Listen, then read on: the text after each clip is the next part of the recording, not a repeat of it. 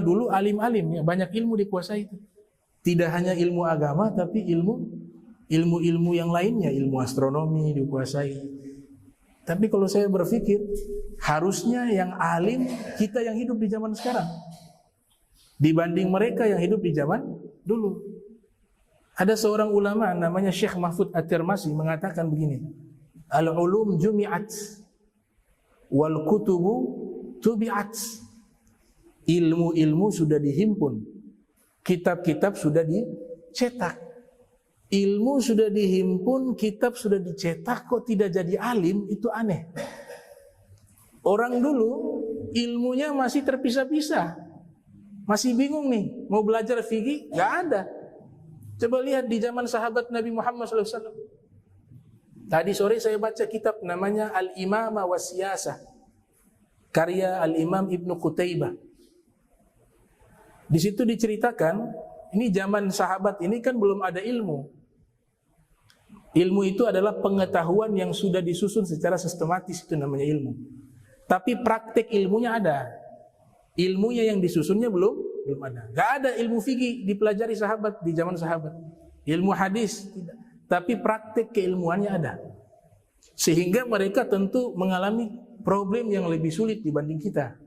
Sekarang semua tersedia, kitab ada, ilmu sudah dibagi-bagi oleh para ulama. Mau belajar hukum ini, mau belajar hadis ini, ada semua. Sejarah ini ada. Tapi bisa dibayangkan di zaman mereka, waktu Nabi meninggal dunia, itu bingung mau dikuburkan Nabi di mana. Kalau di zaman kita selesai, ada fatwa ulama, ada kitab fikih, meninggal dikuburkan di sini, keterangannya ada. Di zaman mereka ilmu belum disusun, kitab belum disusun, belum dicetak. Nabi meninggal. Sayyidina Abu Bakar dengan sahabat-sahabat yang lain bermusyawarah. Ini hebatnya Sayyidina Abu Bakar Siddiq. Beliau sudah tahu jawabannya, di mana Nabi dikuburkan. Tapi tetap juga lewat musyawarah. Karena itu perintahnya Allah dan perintahnya Nabi Muhammad sallallahu alaihi wasallam. Jadi orang yang musyawarah tidak pernah rugi. Jadi musyawarah, di mana Nabi dikuburkan?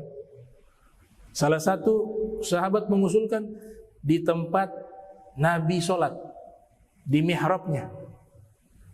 Sayyidina Abu Bakar menolak, mengatakan kalau Nabi dikuburkan di mihrab, sedangkan kita sholat, kita khawatir generasi berikutnya salah paham. Dalam mihrab, dalam masjid. Bagaimana kuburan Nabi persis di dalam masjid, di mihrab. Berarti ketika sholat langsung beliau menutup jalan yang nanti membawa fitnah di masa depan. Namanya saddu zari'ah dalam ilmu usul fikih. Menutup celah. Tidak setuju, jangan di situ. Ada yang mengusulkan bagaimana kalau dikuburkan di Baqi? Tidak diterima juga usulan tersebut. Kemudian Sayyidina Abu Bakar Siddiq mengatakan, saya mendengar. Berarti sudah tahu jawabannya. Saya telah mendengar Rasul sallallahu alaihi wasallam bersabda, ma qubidun nabiyyun qattu illa dufina jasaduhu hina qubidha ruhuh. Tidaklah seorang nabi ketika dicabut nyawanya, di tempat tersebut jasadnya dikuburkan di tempat itu.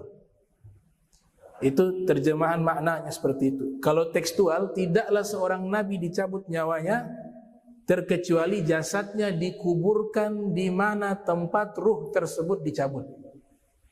Nabi meninggalnya di kamarnya Sayyidah Aisyah. Dikuburkanlah di tempat tersebut. Di dalam riwayat Nabi sudah isyaratkan bahwa kuburan Nabi di tempat itu. Karena Nabi katakan dalam hadis, ma baina qabri wa mimbari raudhatun min riyadil jannah. Coba perhatikan lafadznya. Di antara kuburanku. Ini riwayat banyak yang menentang, katanya lemah dan seterusnya. Tapi ada juga yang menghasankan riwayat ini. Di antara kuburanku dan taman dari taman-taman surga, raudhah, Ya, di antara kuburanku dan mimbarku ada lokasi yang namanya taman surga. Di situ kan Nabi sudah mengisyaratkan kuburanku. Dan lokasinya di situ ya di kamar. Karena berada di antara mimbar itu adalah kamar.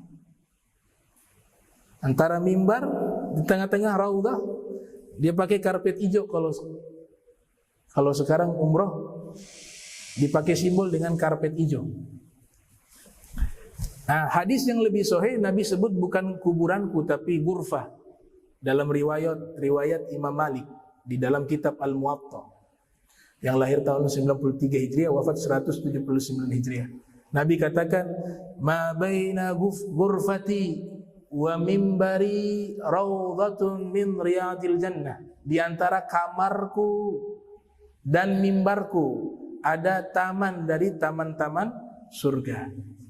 Nah, di sini yang kita perlu pahami, lihat sahabat masih bingung di mana menguburkan Nabi. Karena ilmu belum disusun. Coba kalau di zaman itu ada kitab, ayo kita baca kitab ini, ada fatwa seperti itu. Nah, itu yang membuat Syekh Mahfud Termasi mengatakan, saya heran zaman sekarang harusnya orang potensinya jadi alim lebih besar daripada zaman dulu. Zaman dulu kitab sulit. Malam kalau belajar, Abu Hatim Ar-Razi mengatakan, kalau lampu pijar saya mati karena minyak habis, lagi asik belajar tengah malam, pakai lampu pijar, minyak habis, kebingungan beliau mau lanjutkan belajar di mana. Akhirnya keluar rumah cari cahaya bulan, lanjut belajar. Kita tapi tidur. Makanya kita ini kufur nikmat terlalu banyak. Kita harus banyak istighfar. Banyak buang waktu, banyak, padahal fasilitas begitu banyak Allah berikan. Itu yang beliau katakan, al-ulum jumi'at wal kutub tubi'at. Ilmu sudah dikumpulkan, kitab sudah dicetak, kok tidak jadi alim? Kok malah menurun? Apa yang salah ini? Nah, diteliti oleh ulama, salahnya itu adalah cara kita mencari ilmu. Cara kita mencari ilmu itu salah. Sudah diteliti oleh para ulama, diamati, dianalisa. Kita diperintahkan ngikut jalan mereka. Bagaimana kok mereka bisa ilmunya berkah? Saya katakan barakatul ilmi wa naf'uh. Ilmunya berkah, ilmunya manfaat. Padahal fasilitas terbatas. Kitab sulit didapat. Kadang mereka harus ke luar negeri. Atau Bari diceritakan di dalam managibnya itu, pergi nuntut ilmu ke Mesir, uang habis, tidak makan berhari-hari. Akhirnya gadaikan pakaian, baju di badan untuk bisa makan. Setelah itu lanjut lagi belajar. Ada kawan yang pinjamkan baju. Berhari-hari tidak makan. Jual pakaian untuk nuntut ilmu. At-Tabari, Az-Zamakhsyari sampai lumpuh kakinya. Fir riwayah nuntut ilmu pergi ke wilayah Rusia musim salju. Tidak bawa pakaian jaket. Pakai pakaian musim dingin. Akhirnya beku kaki, lumpuh. Perjalanannya kemana? Nuntut ilmu. Kita santai sekarang, pesantren, makan enak. Makanya dikatakan kalau pesantren makannya pakai menu, wah itu gak berkah itu. Ada pesantren makannya pakai menu. Pilih, kayak rumah makan. Hari ini mau makan apa? Oh ini, fried chicken, spaghetti, burger, kentang goreng, udah. Minumannya, oh ada macam-macam di situ. Jus alpukat ada. Bukan cerita bohong, saya pernah datang di salah satu sekolah agama seperti itu. Gak boleh sebut nama. Buktinya apa? Yang keluar gak bisa jadi ulama, gak bisa jadi orang besar. Bisanya ke arah duniawi, bukan akhrawi. Karena caranya salah. Makin susah dalam menuntut ilmu, makin berkah ilmu itu. Nah, itu yang dilalui oleh para ulama-ulama terdahulu.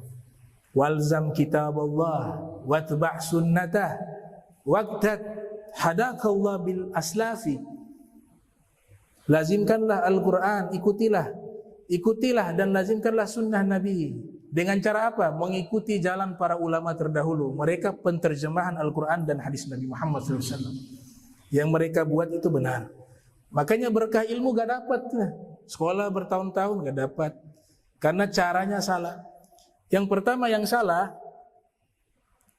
bisa dari dua sudut.